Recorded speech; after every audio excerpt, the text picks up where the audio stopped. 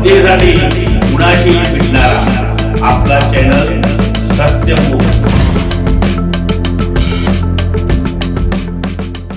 आकाश पोपळघट, राहणार काहाकर, तालुका सेनगाव, जिल्हा हिंगोली. जगातला सर्वात हुशार विद्यार्थी म्हणून याची गिनीज बुकात नोंद झाली. त्याचं शिक्षण रिसोड येथील कॉलेजमध्ये झालं आहे. याचे पॅकेज पगार असेल 350 कोटी 1 वर्षाचं, म्हणजे जवळपास महिन्याला पगार 29 कोटी 16 लाख रुपये. हा व्हिडिओ घरी आपल्या मुलामुलींना नक्कीच दाखवा. विविध ग्रुपमध्ये नक्की पाठवा. प्रेरणादायी ठरेल. ध्येय वेडे व्हायला मदत होईल. आकाश, तुझ्या कार्याला सलाम. तुझे मनापासून खूप खूप कौतुक आणि अभिनंदन. सत्यमुख प्रतिनिधी बाबासाहेब मांगलेकर, इचलकरंजी.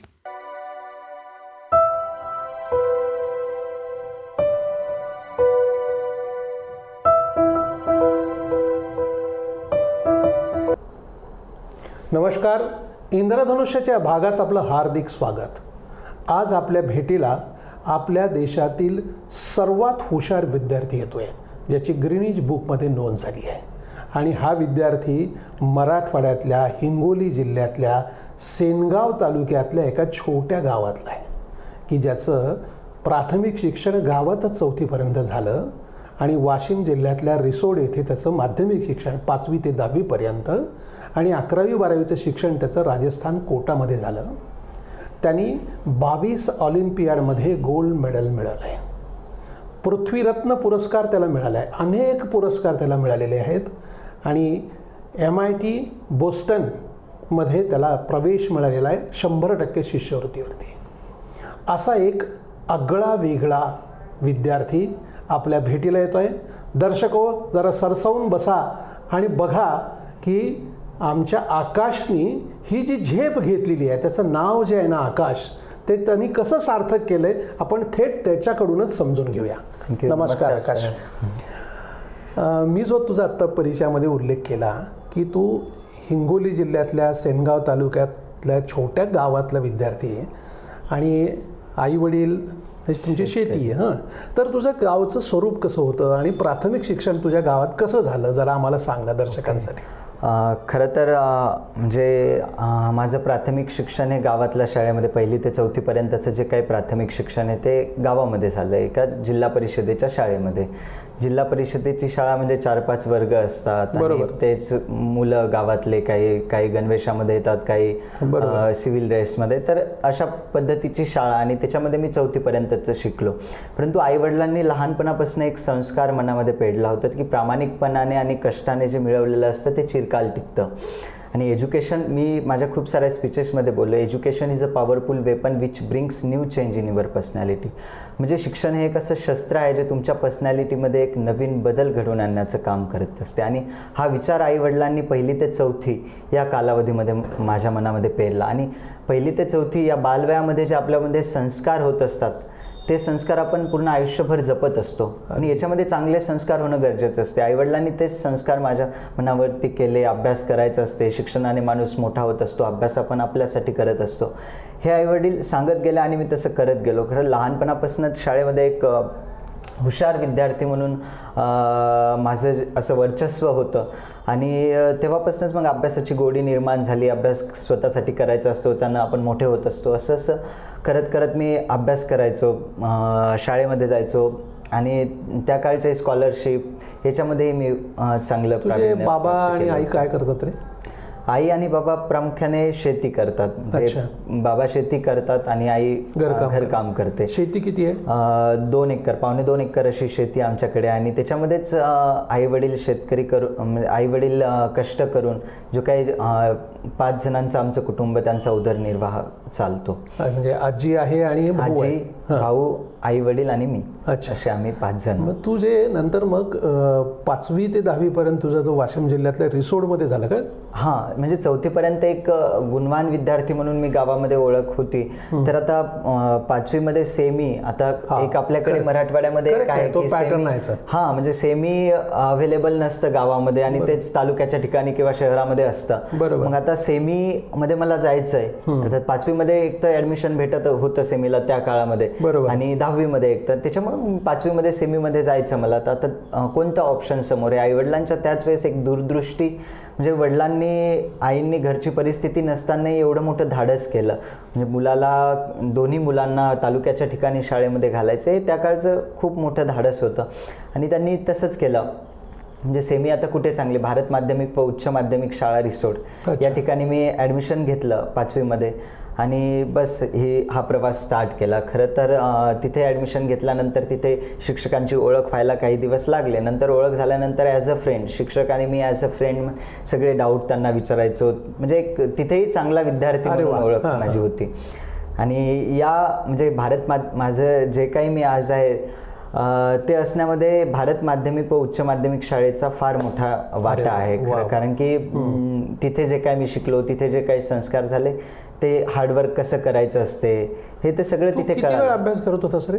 मी 10वीपर्यंत नॉर्मल 3-4 घंटे असा अभ्यास करायचो. परंतु 11वीमध्ये गेल्यानंतर तिथे पण 10वीपर्यंत तू अन्य काही अवांतर वाचन करत? अवांतर वाचन खूप काही करायचं. भगवद्गीता मी वाचलेली आहे, wings of fire, doctor APJ Abdul Kalam सरांचं अग्निपंख नावाचं बुक, ते अजून खूप सारे कादंबऱ्या वगैरे खूप साऱ्या वाचलेल्या आहेत. आणि म्हणजे DN देशमुख सर म्हणून एक सर होते, त्यांच्यामुळे, परत गिरी सर यांच्यामुळे मला वाचनाची आवड झाली. अवांतर वाचन कसं करायचं असतं त्यानं. आणि माझे जे काही स्पीकिंग स्किल्स आहेत किंवा ज्या काही लिहिण्याची कला, त्या या वाचनामधूनच मला आलेल्या आहेत. तुला 10वीला किती टक्के मार्क मिळाले? 99.40, 99.40. 2019ची batch? Before COVID. Before COVID. आणि मग आता त्यावेळेला म्हणजे तू तर टॉपरच होतास ना? टॉपरच होतो. ओके. मग तेवढे मार्क मिळाल्यानंतर मग पुढे तू काय करायचं आणि काय शिकायचं याचा काय विचार केला? लहानपणापासून आहे ना, 4वी-5वी पासून एक IAS व्हायचं होतं, है ना, कलेक्टर व्हायचं जिल्ह्याचा, असं एक अँबिशन माझं पूर्ण होतं लहानपणापासून. आई वडीलही तेच सांगत आले किंवा वातावरणामध्ये मीही तेच सांगायचो मला कलेक्टर बनायचंय.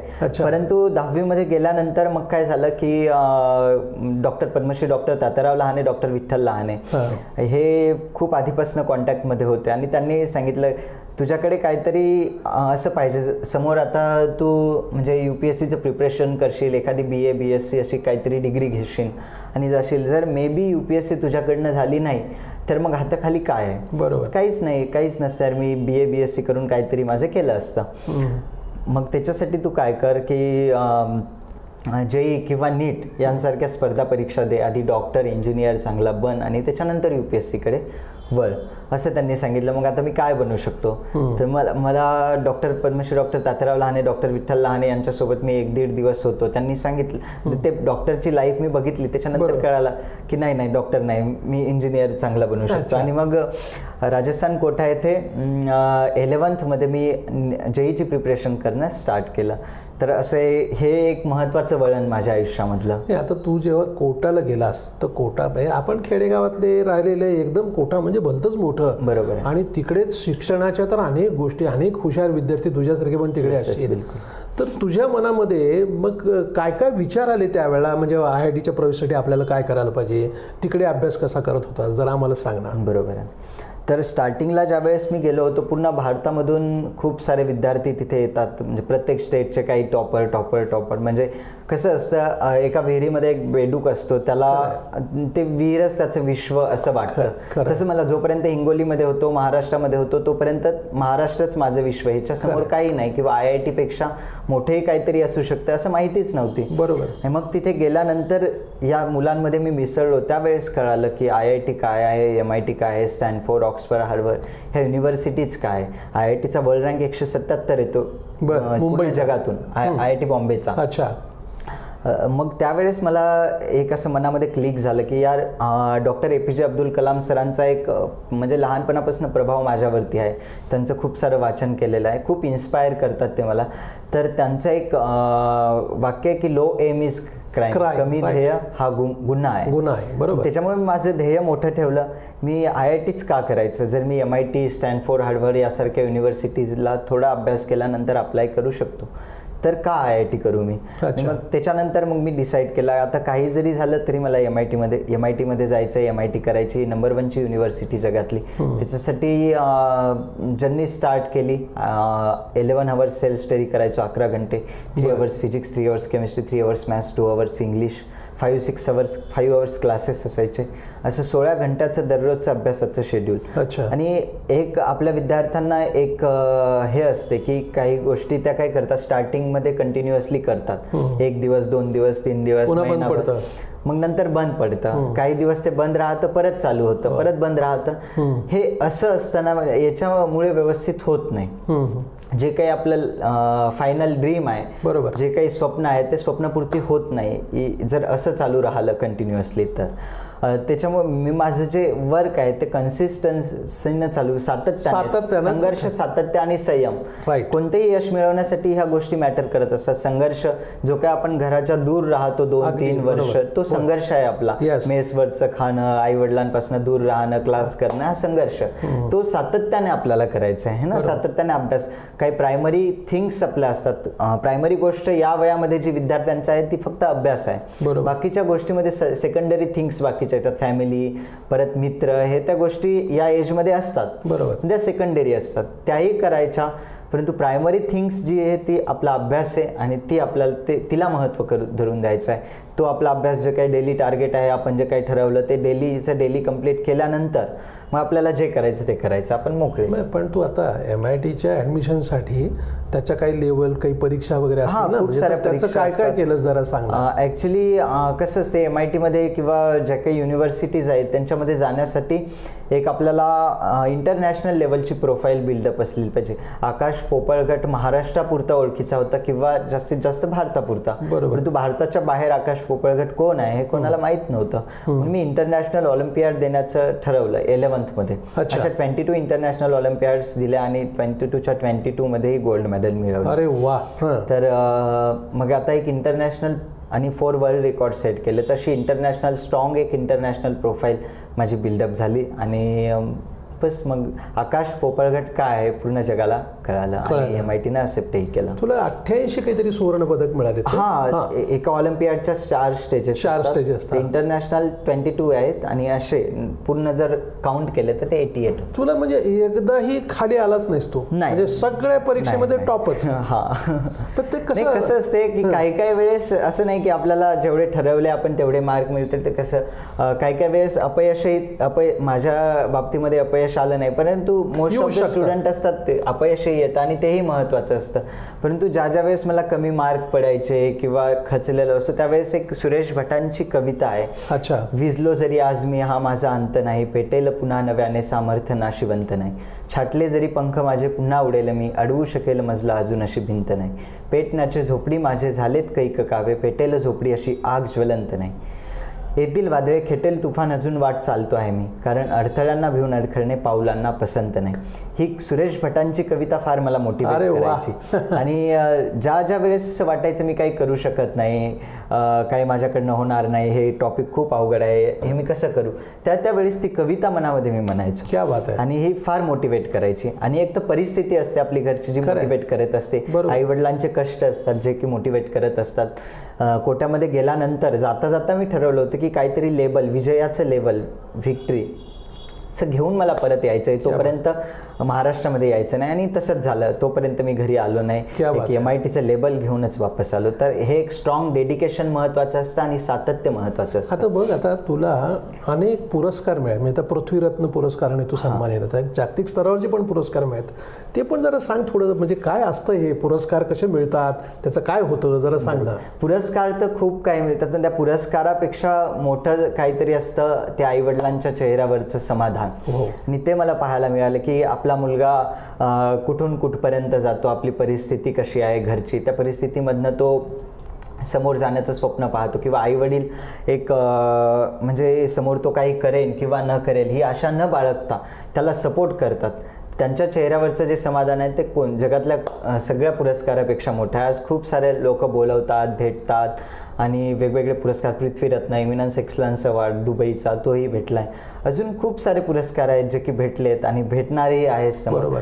पण सगळ्यात महत्त्वाचं ते आईवडिलांच्या चेहऱ्यावरचं समाधान ते मला पाहायला मिळालं आणि ते प्रत्येक पुरस्कारापेक्षा माझ्यासाठी मोठं आहे. आणि ही गोष्ट मोठी आहे की एका खेड्यामधनं एखादा विद्यार्थी MIT मध्ये जाऊ शकतो. तर कोणीही काहीही करू शकतं, फक्त मनामध्ये एक स्ट्रॉंग डेडिकेशन असावं लागतं. एखादी गोष्ट इम्पॉसिबल किंवा अशक्य कुठपर्यंत असते, जोपर्यंत एखादा माणूस तिला करू शकत नाही. आता मी करू शकतो, तसा हजारो मुलं आहेत बाकीचे जे की करू शकणार नाही. आता ह्या तुझं IITचं जे शिक्षण आहे त्याची काय कसल्या प्रकारची स्कॉलरशिप तुला मिळाली ती? MITची 100% स्कॉलरशिप मिळाली, ॲडमिशन आणि तिथे लिव्हिंग कॉस्ट जी काय आहे ते जे काय असेल, जेवण खाण राहणं सगळं एव्हरीथिंग 100%. आपल्याकडे एक तुझ्या नावानंच आकाशी झेप घेरे पाखरा सोडी सोन्याचा पिंजरा, तसं तू सोन्याचा पिंजरा सोडून आकाशात झेप घेतोयस. बरोबर. आणि एक जसं म्हणतात की जसं आपण झेप घेतो ना, म्हणजे घर असावे घरासारखे नकोच नुसत्या भिंती, तिथे असावा प्रेम जिव्हाळा नकोच नुसती नाती. बरोबर. त्या घरत्यातून पिलू उडावे. हां, म्हणजे त्याची भरारी घेतली पाहिजे. परंतु पिलू उडताना त्याने झेप घेताना त्याची उंबरठ्यावर भक्ती असली पाहिजे, असं त्या कवीने म्हटलंय. आई वडीलही तेच सांगत राहतात की बरोबर, म्हणजे जमीन कधी सोडू नये. तर माझा प्रश्न असा आहे की तू MIT मध्ये शिक्षण घेतल्यानंतर तुझं ध्येय काय, तुला काय करायचं? मला डॉक्टर APJ अब्दुल कलाम सरांच्या स्वप्नातला भारत बनवण्यासाठीचं योगदान द्यायचंय. फिजिक्स, ॲस्ट्रॉनॉमी यांच्यामध्ये रिसर्च मला करायचं आहे आणि आवडेल, त्यांच्यासारखं जगायला आवडेल मला. अरे वा. आता शेवटचं की तू जो उल्लेख केलास की आपल्याकडे हजारो विद्यार्थी स्पर्धा परीक्षा देतात, तर त्या विद्यार्थ्यांनी त्यांच्या पालकांनी कसं करायला पाहिजे असं शेवटचं जरा तू सांग. बरोबर आहे. कसं असतंय की आई वडिलांचं काम आई वडील म्हणजे करतातच, परंतु आपल्याकडे काय आहे ते त्यांना विद्यार्थ्यांना असं दांबून ठेवणं आतमध्ये, हा एक प्रकार घडत असतो की नाही तुझं हे ड्रीम आहे, ते ड्रीम आहे, तू हे नको करू, आमच्या म्हणण्यासारखं डॉक्टर हो, इंजिनियर हो. कसं नसतं. विद्यार्थी कोणत्याही क्षेत्रामध्ये जाऊ शकतो. तुम्ही हजारो एक्झाम्पल आहेत, लता मंगेशकर, सचिन तेंडुलकर, अजून खूप सारे आहेत की जे शिक्षणामध्ये नव्हते, परंतु त्यांनी एक आता संगीत क्षेत्रामध्ये सगळ्यात मोठं गाजलेलं नाव म्हणजे लता मंगेशकर. त्यांनी एवढं काही एखाद्या फील्डमध्ये आपण जात असतो, त्या फील्डचा एव्हरेस्ट आपल्याला व्हायचं, एव्हरेस्ट म्हणजे सगळ्यात मोठं ठिकाण आपल्याला गाठायचं आहे. फक्त तेच असते. आणि आई वडील अथरून पाहून पाय पसरत असं म्हणतात, परंतु नाही, तसं नसते. आपलं पायापर्यंत पसरत जायचं, अथरून आपोआप मोठं होत असतं. अरे वा वा. तर तसंच आहे. आणि विद्यार्थ्यांचं कसं असते म्हणजे कन्सिस्टन्सीनं हार्डवर्क ते करत नाही, नेहमी स्वप्न आपलं मोठं ठेवायचं. मी तर नेहमी विद्यार्थ्यांना सांगत असतो की dream big, do not give a break, keep working hard. It's okay someone is laughing you, pulling your leg, pulling your back down. It's okay, you just keep working hard, looking up to the sky. It doesn't matter what anyone else says. ना लोक काय म्हणतील ते matter करत नाही. कारण एक हिंदीमध्ये एक वाक्य आहेत काही की कुछ रीत जगत की ऐसी है, हर एक सुबह की शाम हुई, तू कौन है तेरा नाम ही क्या, सीता भी यहाँ बदनाम हुई, फिर क्यों संसार की बातों से भीग गए तेरे नैना, कुछ तो लोग कहेंगे लोगों का काम है कहना. त्याच्यामुळे लोक काही म्हणतील, आपण आपल्या वेळासारखा अभ्यास करत राहायचं. आपल्या आईवडिलांचे जे आपल्याकडनं जे काही स्वप्न आहेत, आपले जे काही आपण ज्या पोझिशनवरती स्वतःला इमॅजिन केलं त्या पोझिशनवरती कार्य करत राहायचं. फक्त हेच विद्यार्थ्यांना सांगेल, कन्सिस्टन्सीनं हार्डवर्क करा. आणि पालकांचं कसं असते की गरजेपेक्षा जास्त विद्यार्थ्यांना संसाधने देणं किंवा त्यांच्याकडनं म्हणजे असं ते सांगतात की मला जे मिळालं नाही ते माझ्या विद्यार्थ्यांनाही मिळावं, परंतु तसं नसतं. संसाधने विद्यार्थ्यांना जरूर पुरवा, पण त्याची जाणीवही त्यांना करून देणं गरजेचं आहे. तर असंच की पालकांनी विद्यार्थ्यांकडनं जे काही एक्सपेक्टेशन त्यांची जी काही हे आहे त्याप्रमाणे ठेवावे. अरे धन्यवाद, वेळ दिलास, मनापासून आभार. प्रेक्षक हो, अतिशय एक वेगळी माहिती आपल्याला आकाशने दिली. आपल्याला हा जर व्हिडिओ आवडला असेल तर तो आपल्या मित्रांना, नातेवाईकांना पुढे पाठवा व सबस्क्राईब करा. धन्यवाद. जनतेसाठी कुणाशीही भेटणारा आपला सत्यमुख लाईक करा, शेअर करा आणि बेल आयकॉन ऑन करा. मित्रांनो, विसरू नका.